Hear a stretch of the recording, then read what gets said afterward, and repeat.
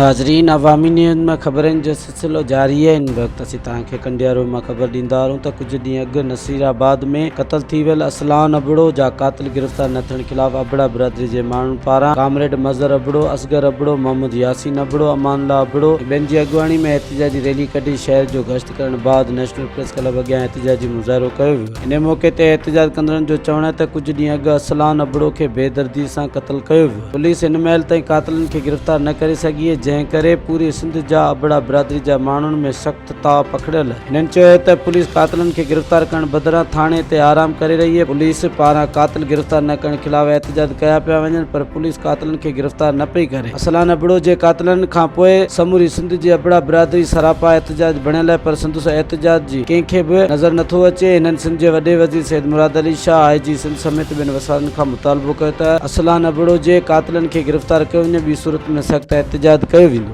मज़ीद खबरों और तफसीलात के लिए विजिट करें हमारी वेबसाइट www.awamiNewsHD.com।